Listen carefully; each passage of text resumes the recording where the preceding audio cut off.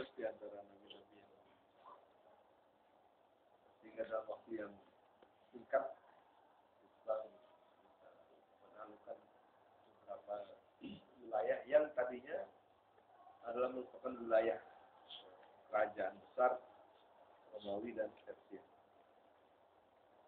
Kondisi politik dan ekonomi kedua seru, yaitu Romawi dan Persia, itu menyebabkan krisis, ada krisis ekonomi dan politik di antara kedua, dan Islam datang saya kira tepat pada waktunya, sehingga Islam sering pada sebagai pembebas dari Islam. Kalau Anda melihat film Umar, ada yang lihat nggak? Kenapa? Ya, tapi di situ ada pelajaran bahwa sebenarnya ada negara boneka. Ya, negara boneka yang sebelah utara bonekanya Romawi dan sebelah selatannya ada boneka dari Persia, dari bangsa Arab gitu. Ya kan? Tapi karena negara besarnya berperang terus, sehingga dia kesejahteraannya tidak merosot, sehingga sudah mempermudah ekspansi. Tapi Islam itu ternyata bukan hanya sebuah agama, ritual, tapi juga adalah turned out to be a great civilization, menjadi sebuah peradaban besar. Dan peradaban tidak bisa dibayangkan kecuali melibatkan ilmu pengetahuan. Adalah seorang khalifah yang namanya Al-Ma'mun yang telah menambahkan perkembangan sains secara signifikan. Setelah beliau bermimpi ketemu dengan Aristoteles. Dalam mimpi itu Al-Ma'mun bertanya pada Aristoteles, dengan apa kita mengetahui? Kata Aristoteles, dengan kitab. Setelah itu dengan apa? Dengan akal. Maka Al-Ma'mun berkesimpulan bahwa akal dan kitab tidak bertentangan. Oleh karena itu maka disuruhlah orang mencari manuskrip ilmu pengetahuan yang belum lagi dikembangkan oleh orang Islam. Orang Islam masih fokus pada ilmu agama. Padahal peradaban membutuhkan ilmu-ilmu umum juga. Dan adalah keputusan yang bijak menurut saya bahwa Al-Ma'mun tidak memerintahkan rakyatnya untuk menggali ilmu baru, tetapi mencari ilmu yang sudah ada, ya kan, sehingga bisa belajar dari mereka dan lalu kemudian dikembangkan kalau memang perlu. Itu satu keputusan yang bijak untuk mencari manuskrip sampai ke negara-negara Romawi, ya, ke Bizantium, ke Konstantinopel, ibu kota Romawi Bizantium, yang sekarang jadi kota Turki. Kota apa? Istanbul. Istanbul itu Stanpolis. Kalau dulu Konstantin. Ya, jadi kota Konstantin sekarang itu kota Istanbul. Ada satu juga kejadian sebelumnya. Jadi pada tahun 529 Kaisar Romawi masuk Kristen dan mengikut setia daripada sekte tertentu dari Kristen. Tapi kemudian jadi fanatik.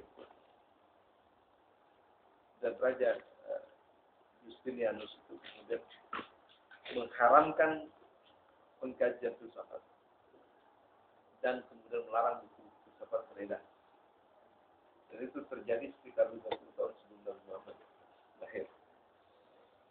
Jadi pada saat Muslim mencari manuskrip, atau manuskrip ya, buku yang ditulis tangan ke Bizantium, pada saat itu buku-buku filsafat, buku-buku sains itu menjadi buku yang terlarang. Mungkin ditaruh di basementnya gereja dan sebagainya. Kebetulan orang Islam datang membelinya, ya, diberikan saja. Dan dengan itu maka tentu saja pengetahuan menjadi sangat berkembang, karena Al-Ma'mun tidak hendak membeli saja dan mengumpulkannya begitu saja, kan? Tapi untuk mempelajari dengan cara pertama menerjemahkan. Jadi terjadilah penerjemahan besar-besaran di sebuah akademi yang dia bangun, yaitu Baitul Hikmah, ya, House of Wisdom, Baitul Hikmah. Disinilah dia berhasil mengkoleksi 400.000 manuskrip. 400.000 besar ya. Ada yang tahu perpustakaan di sini berapa ribu?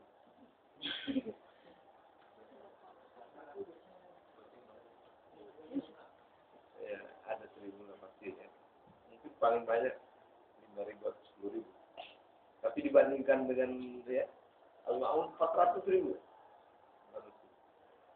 Padahal itu harus dicari jauh ya dari samping. Semangat keilmuan di situ. Sehingga terkumpul. Tapi tentu saja mengumpulkan manuskrip saja nggak ada gunanya, karena nggak bisa dibaca ya. Orang Arab kan nggak bisa baca nih, kecuali sarjana-sarjana. Maka Al-Ma'mun memerintahkan sarjana dari agama apapun, Kristen atau Yahudi atau apa yang membantu, yang mengerti Yunani atau Syria untuk menerjemahkan karya-karya Yunani ke dalam bahasa Arab. Disitulah terjadi penerjemahan besar-besaran. Sehingga ilmuwan Muslim yang datang belakangan tidak perlu lagi membaca dari Yunani, kan? Dari bahasa Yunani, tapi cukup dengan bahasa Arab yang. Dan kita tahu kualitas penerjemahannya juga luar biasa. Kenapa? Karena Khalifah mau membayar mahal. Jadi kalau terjemahannya 1 kilo beratnya, ditimbang dengan emas 1 kilo.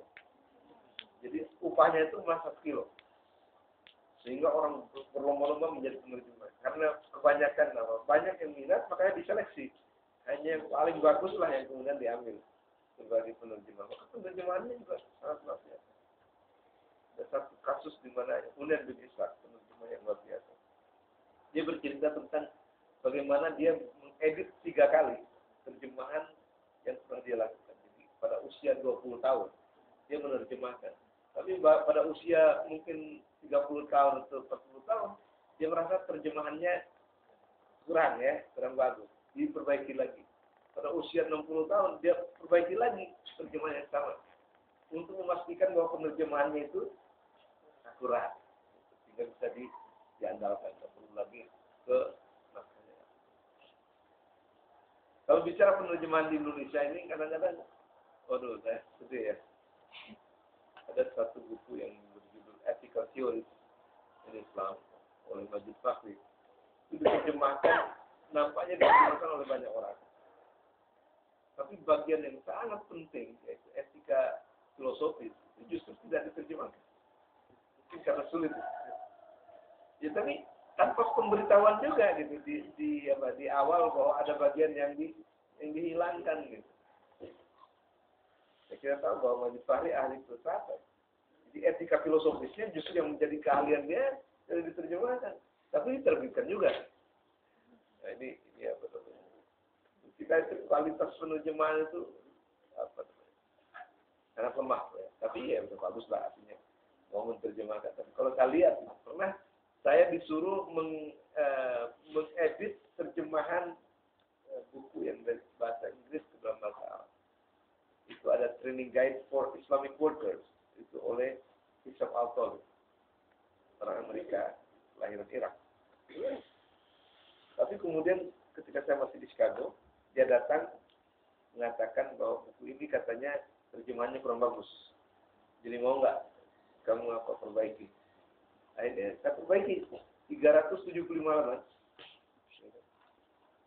Ternyata hampir di setiap halaman itu ada yang salah menafsirkan maksud dari penulis. Jadi saya luruskan. Seperti itulah. Jadi umat Islam sangat giat sekali pada awal-awal dia menerjemahkan karya-karya. Sebelum Al-Ma'mun pun sebenarnya sudah ada penerjemahan, tapi tidak sebesar penerjemahan yang dilakukan pada masa Al-Ma'mun. Bahkan Al-Ma'mun ini juga mendatangkan ilmuwan-ilmuwan hebat seperti Al-Kindi. Al-Kindi itu bekerja di istana Al-Ma'mun. Dia tidak perlu memikirkan dapurnya ngumpul atau tidak. Dijamin kehidupannya sepenuhnya, asal saja dia melakukan penelitian. Bahkan dia diberikan sebuah perpustakaan yang kemudian dikenal dengan Al-Kindi ya, di mana ratusan ribu buku tersedia. Dan luar biasa, Al-Kindi benar-benar melaksanakan fungsinya, tugas akademisnya, dan dia berhasil menulis 270 judul. Jadi bukan main ya. Bahkan dikatakan bahwa Al-Kindi pun ikut menerjemahkan. Ya, bahkan dia menciptakan kata-kata baru yang merupakan terjemahan atau technical term, ya, terma-terma teknis dari bahasa Yunani ke dalam bahasa Arab. Dia menciptakan beberapa. Misalnya kata badan itu dalam bahasa Arabnya dulu jirim. Terus berkembang menjadi jisim. Ada seperti itu. Ya. Dengan adanya akademi, yaitu pusat kajian dan penerjemahan manuskrip kuno dalam bahasa Arab, maka kemudian pengetahuan kembang dengan sangat besar. Ya, saya katakan tadi bahwa Al-Kindi yang hidup sezaman dengan Al-Ma'mun sudah menulis 270 dengan berbagai disiplin ilmu. Katakan saja dia ahli matematik, ya, dia menulis puluhan buku tentang matematik. Dia juga ahli filsafat, yang menulis metafisik, ya, dia juga menulis etika, dia juga menulis tentang teorik, dia menulis tentang astronomi, ya kan? Dia menulis tentang kedokteran, dia menulis tentang batu-batu mulia, ya kan? Sampai dia juga menulis tentang metalurgi, bagaimana membuat pedang yang baik. Semua ilmu berkat penerjemahan itu, maka kemudian ilmu muslim menjadi tahu range daripada ilmu. Dan tentu saja itu menjadi bahan yang cukup baik untuk munculnya para ilmuwan dan filosof berikut. Katakanlah Al-Farabi, Ibnu Sina. Pada masa Ibnu Sina, pengetahuan sudah begitu maju. Bahkan sebelum itu, pada abad ke-10 ada kelompok pemikir Muslim yang mereka menamakan dirinya Ikhwanus Sofat, ya, saudara suci, yang mereka merahasiakan nama-namanya, tapi yang menyebut kelompoknya Ikhwanus Sofat.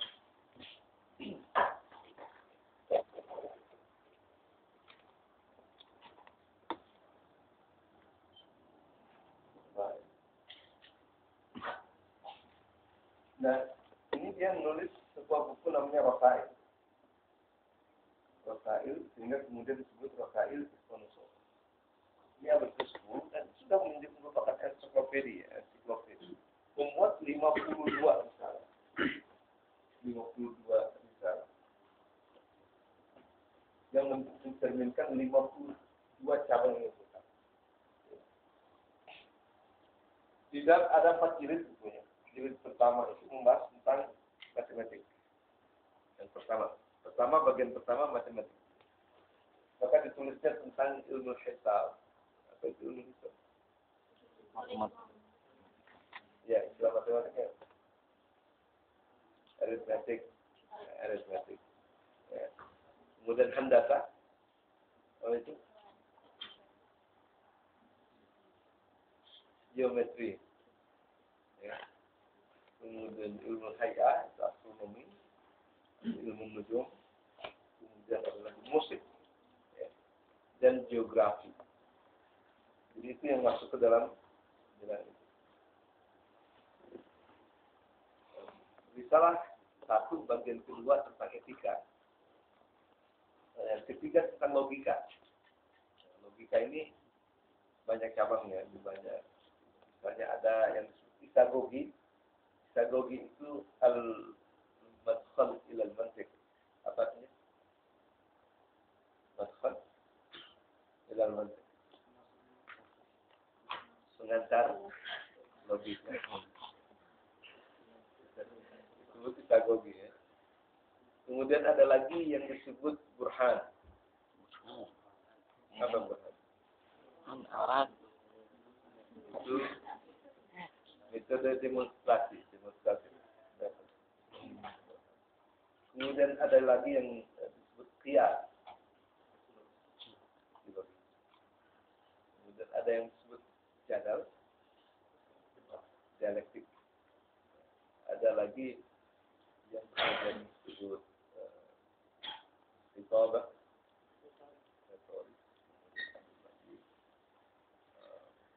falsafah, filsafat dan syi'rin dan sebagainya. Jadi ada berapa bidang. Jadi itu adalah jilid pertama. Jilid pertama logika, etika dan logika dengan cabang-cabang. Jilid kedua adalah mengenai fisika. Fisika itu dimulai dengan yang disebut as-sama wal alam. Apa artinya? As-sama, langit dan semesta. Disebut astrofisik. Kemudian ada lagi asarul uluwi, disebut meteorologi, yang mencoba membahas benda-benda yang ada antara langit dan bumi. Dan kemudian di dalam bumi itu sendiri dibahas mengenai fisika dasar yang membahas tentang bentuk, materi, ruang, waktu, dan gerak. Kemudian dalam buku itu juga dibahas tentang mineralogi. Mineral itu tentang apa mineralogi? Benda-benda mineral ya. Apa itu misalnya? Batu-batuan, logam-logaman dan cairan. Jadi sudah lengkap. Dan ternyata di dunia mineral pun terjadi evolusi. Jadi mereka sudah mengajukan teori evolusi pada abad ke-10. Jadi batu itu berevolusi dari batu koral sampai ke batu berlian. Dan satu batu itu dibahas dalam 12 aspek oleh mereka. Jadi, bentuknya, materinya, halusannya, kelimpunannya, kasarannya, kerasan dan lembengannya, sampai kepada warna, rasa, manfaat medis, manfaat nutrisi, sampai kepada karakter. Jadi kata mereka, benda-benda mineral ini yang kita bilang benda mati ya, itu ternyata mereka punya karakter seperti manusia. Ya. Di antara mereka ada yang saling mencintai. Jadi kalau berdekatan itu selalu ingin semakin dekat, dan mereka berpelukan seperti magnet, ketemu planet, ada peneliti, ya kan? Nah, kalau ada peneliti di sini, magnetnya sini dia udah nggak betah nih. Dan kalau sudah nempel nggak susah dipisahkan. Mereka saling merindukan satu sama lain. Itu batu ya. Karena ternyata mereka punya karakter. Itu dipelajari karakter dari masing-masing benda mineral. Ada yang sebatas sahabat saja.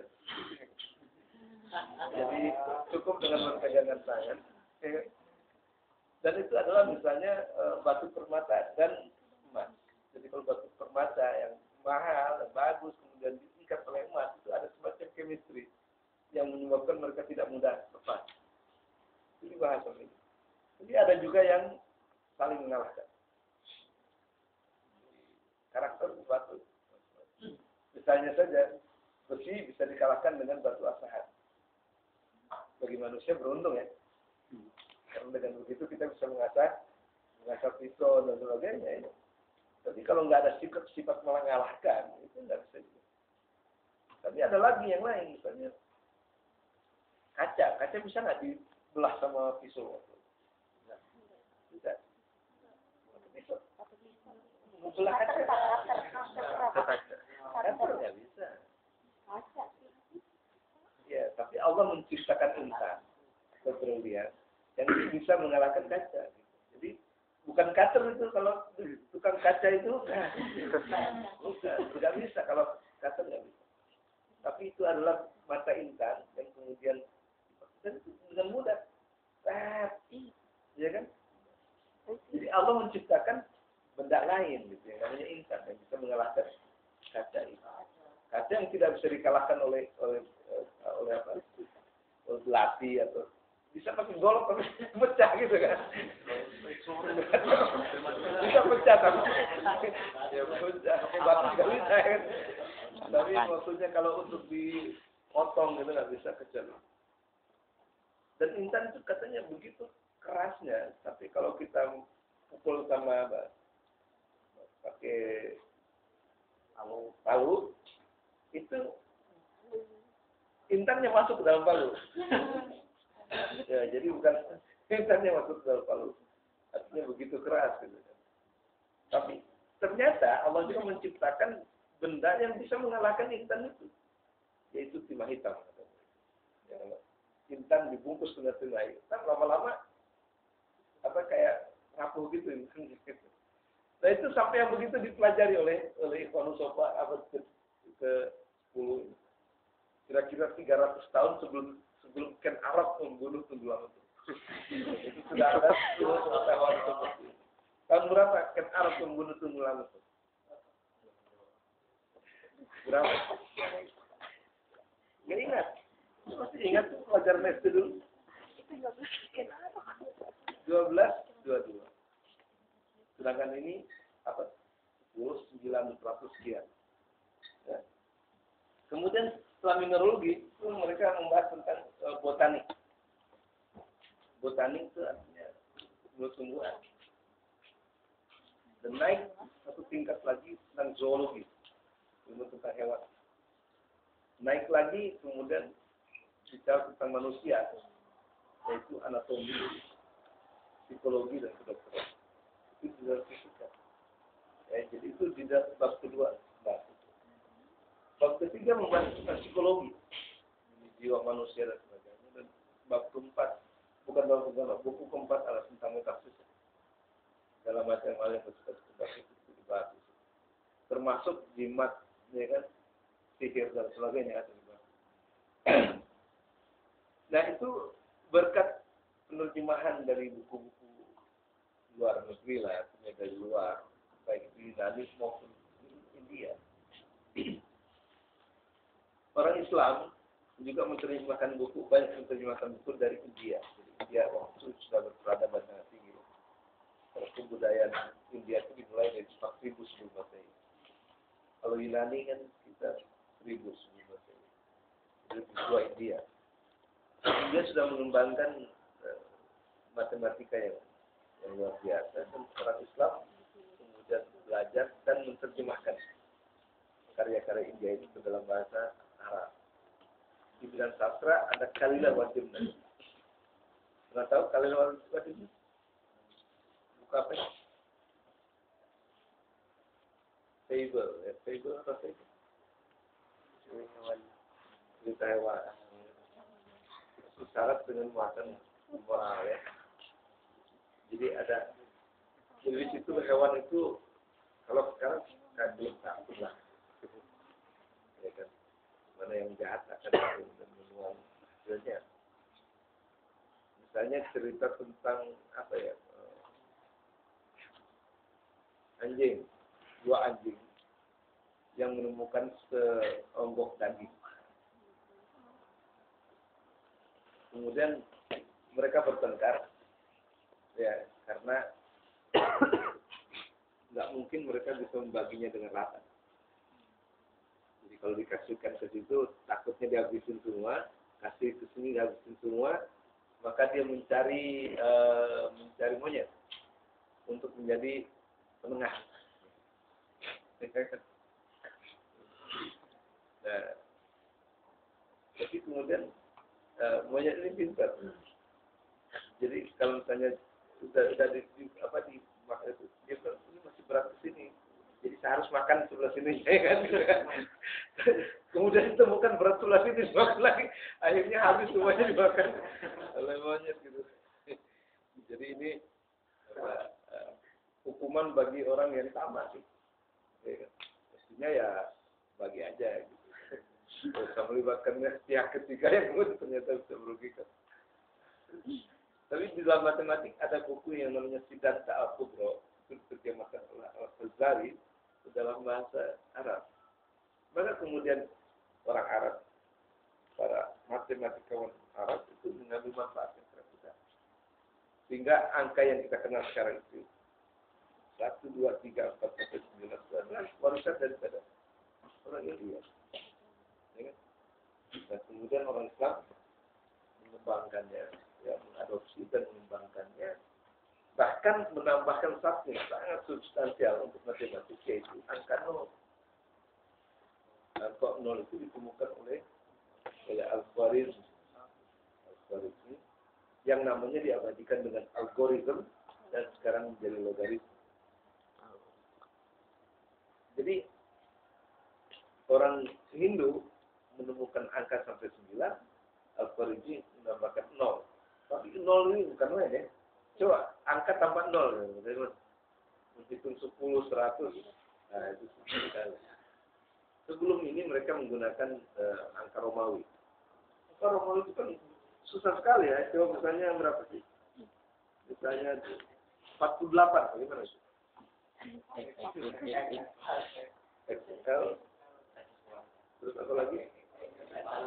B, kemudian 111. Ya, coba kalau dikalikan lagi.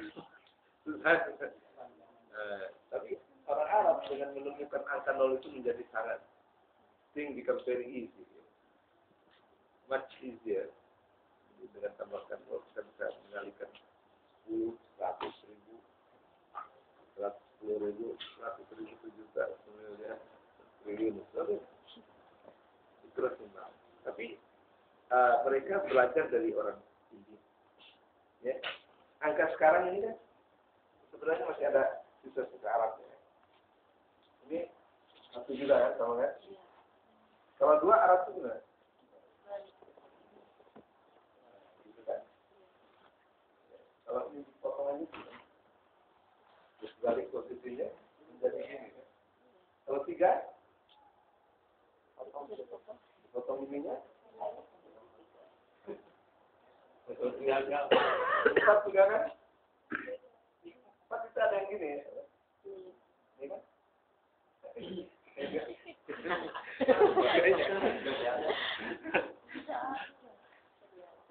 Ya memang begitu ya. Emang asalnya dari situ. Ya. 5 gimana 5? Ada bulannya paling. 9 sama. Kalau titik dia 0. Ya. Tapi penemuan angka 0 ini luar biasa. Nah, angka 0 itu dalam bahasa Arabnya apa? Sifar. Sifar itu 0.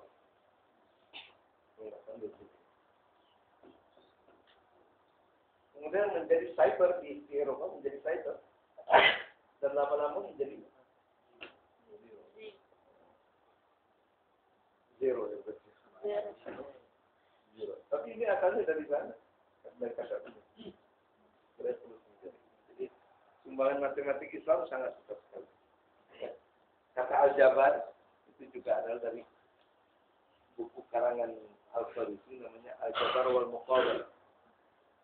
Sementara Jabir bin Hayyan itu adalah bapak kimia yang menulis sekitar 3000 buku. Terus ada yang disebut Jabarian Corpus. Jadi ada 3000 tulisan yang dianggap berasal dari Jabir bin Hayyan, mungkin tidak semua ya. Mungkin ahli kimia yang kecil-kecil nulisnya nama dia jadi terkenal begitu. Ya seperti itulah. Ada pun di bidang filsafat. Ya. Jadi filsafat itu dulu adalah induk ilmu, ya, induk ilmu. Jadi bukan hanya satu cabang ilmu. Ilmu filsafat itu disebut ilmu rasional. Dan waktu itu masih belum dipisahkan dengan sains. Jadi adalah ilmu filsafat yang membahas tentang alam. Ada ilmu filsafat yang membahas tentang matematik. Ada ilmu filsafat yang membahas tentang metafisik. Jadi ada disebutnya al-ulum al-tabi'iyah, the physical science. Ada al-ulum al-riyadiyah, mathematical science. Dan ada yang kemudian al-ulum al-ilahiyah, yaitu metaphysical science. Itu masuk semuanya dalam filsafat. Jadi ada fisika, matematik, dan metafisik. Semuanya masuk ke dalam ilmu filsafat. Tapi ilmu teoritis namanya. Teoritis. Nah, ilmu teoritis tidak akan ada ilmu teoritis kalau tidak ada ilmu praktis. dibedakan antara teoritis dan praktis. Seperti mungkin kemarin ilmu teoritis itu adalah bertujuan untuk mengetahui sesuatu sebagaimana adanya. Ya. Jadi kalau misalnya dia melihat batu, mau studi batu, ya, batu itu dikaji sebagaimana adanya. Ditelitilah materinya dari apa, bentuknya bagaimana, warnanya bagaimana, rasanya bagaimana, ya kan, manfaat yang lain bagaimana dan sebagainya. Karena tujuan ilmu teori itu adalah mengetahui sesuatu sebagaimana adanya. Jadi belum dikatakan ilmiah kalau pengetahuan kita belum sebagaimana adanya. Waktu TK kita dinyanyikan begitu, bintang kecil di langit yang biru, gitu kan. Itu ilmiah belum? Belum, karena belum seperti ya. bintang nggak kecil, kan? Bintang nggak kecil. Jadi kalau belum sampai pengetahuan kita sebagaimana adanya, sebagaimana realitas, belum disebut ilmiah. Gitu. Untuk ilmiah maka kemudian harus diteliti sebagaimana adanya. Mungkin kita bilang, kok para astronom iseng amat ya. Maksudnya isengnya gini, ngukur Jupiter kira-kira segimana besarnya, berapa kali bumi, ya kan? Ngapain coba?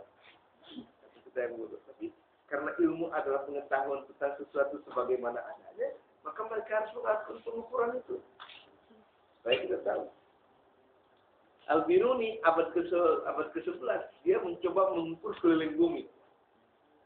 Kata orang-orang awam, gila itu. Terbayang nggak? Ada seorang Al-Biruni bisa mengukur keliling bumi yang begitu besar. Tapi ternyata berhasil. Ya. Nah, ukurannya sampai sekarang masih akurat. Hanya beda selisih kurang dari 200 mil. Ya. Berarti, kenapa Al-Biruni sampai mau mengukur bumi? Karena dia ingin tahu bumi itu apa gitu. Sebagaimana adanya itu, berapa luasnya, berapa radiusnya, berapa diameternya.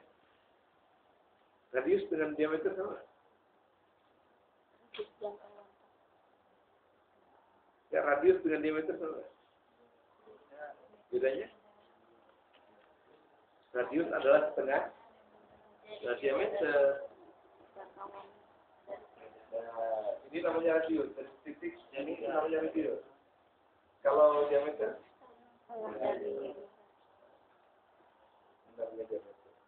Ini adalah radius. Jadi dengan menggunakan trigonometri, katanya, dia bisa menemukan apa? Dia bisa menemukan diameter daripada. Jadi mungkin di sini, dia di sini, ya kan? Lah begitu, ya kan? Ketemulah radius daripada. Kalau radiusnya ditemukan kan ada rumusan bagaimana ada radius atau diameter.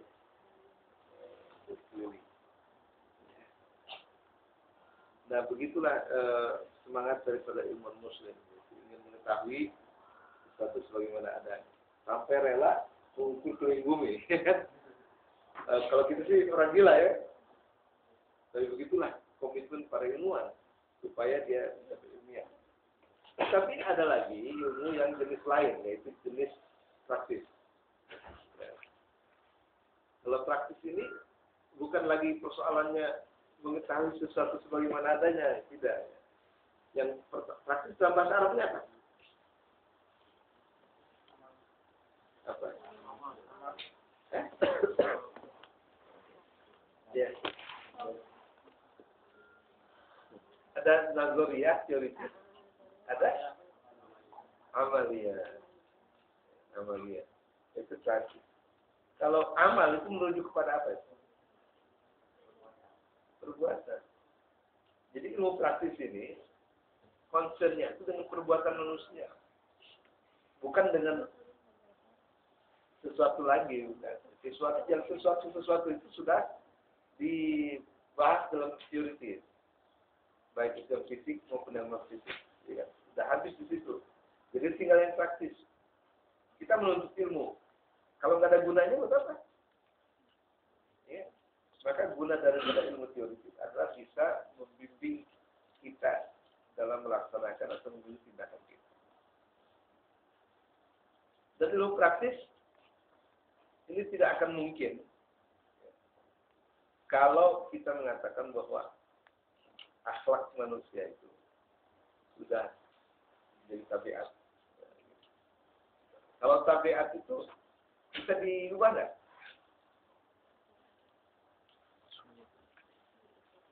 Tabiat artinya apa?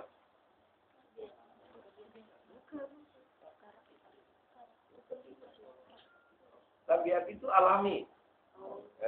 Alami. Jadi api membakar, ya kan? Air mengalir, itu namanya alami. Ya kan? Jadi kalau misalnya orang sudah susah sekali diubah gitu, itu dasar tabiatnya begitu kan? Tapi para ahli filsafat praktis mengatakan enggak. Tabiat manusia, apa namanya, karakter manusia, akhlak manusia itu bukan tabiat, sehingga bisa diubah. Kalau tabiatnya bisa diubah, jadi kalau ada pendidikan, ya kan? Dan sekarang kenapa karakter manusia bisa diubah? Karena bukan tabiat. Karena manusia adalah satu-satunya makhluk yang bisa memilih, ya kan? Memilih. Batu bisa memilih nggak? Ditaruh di sini nggak mau, kata dia, loncat lagi, ya. Nah, kalau manusia ditaruh di tempat panas bisa mengatakan tidak, ya kan? Tapi batu itu bedanya menggunakan istilah koeksistensialis. Bedanya cara berada manusia dan cara berada benda-benda. Cara berada benda-benda nggak bisa nolak, ya kan? Taruh aja meja itu dijemur di panas setengah hari, itu tetap aja ada di sana, dia nggak bisa mengatakan tidak. Tapi manusia, jadi manusia adalah makhluk yang diberi Allah kemampuan memilih. Bisa nggak kita memilih? Bisa. Kalau nggak bisa memilih, kita nggak bisa beli apa-apa. Misalnya begini, misalnya ada pulpen, warnanya macam-macam. Kalau kita nggak bisa memilih, bisa diambil semua atau sama sekali tidak. Tapi kita ternyata bisa beli, ya, kita bisa beli. Demikian juga dalam tindakan. Bisa membeli A, bisa membeli B. Nah, ilmu praktis ini adalah ilmu yang ditujukan untuk membimbing manusia, memberi arah kepada manusia, menunjukkan kepada manusia tindakan mana yang sebaiknya diambil, dipilih. Jadi membimbing manusia untuk menunjukkan mana perbuatan yang seharusnya, selayaknya, sebaiknya manusia pilih. Kalau dia ingin bahagia. Kemarin sudah tujuan itu loh. Oleh karena itu, maka pembicaraan mengenai baik dan buruk menjadi penting. Ya, diharapkan bahwa dengan tahu bahwa itu buruk, kita menghindarkan. Dan kalau tahu itu baik, kita melakukannya. Itulah tujuan daripada bimbingan ilmu praktis. Ya, tapi seperti kita sudah jelaskan bahwa ilmu praktis ini ada yang levelnya berbeda, level individu kita disebut etika, ya. Sama-sama membimbing, sama-sama memberikan petunjuk mana yang harus dilakukan oleh seseorang, tapi pada level individu. Saya sebagai diri saya sendiri, ya, saya harus memilih ini, saya harus berbuat begini, saya harus bersikap begini, dan sebagainya. Itu adalah etika. Tapi bimbingan sama bisa juga diberikan untuk membina sebuah keluarga yang sejahtera, yang baik. Mawaddah warahmah. Jadi ada ilmunya juga. Karena kalau kita tidak tahu bagaimana mengelola keluarga, berantakan juga keluarga. Bahkan ada yang mengatakan sebenarnya keluarga itu adalah contoh daripada negara. Miniatur, ya. Jadi kalau seorang pemimpin mengatur keluarganya aja nggak bisa, nah bagaimana dia bisa mengatur negara? Gitu. Jadi ada government of household atau management of household. Jadi bagaimana memanage.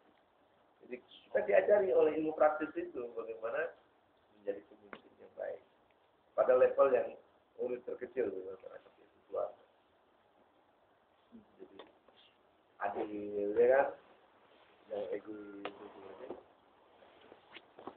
Nah, ini tidak mudah, tapi ada ilmunya. Nah, baru kemudian ada ilmu yang membicarakan bagaimana memerintah, bagaimana mengelola masyarakat dengan baik, dengan adil dan sebagainya. Nah, soal adil ini itu harus dimulai dengan individu. Makanya di dalam etika itu kita diajarkan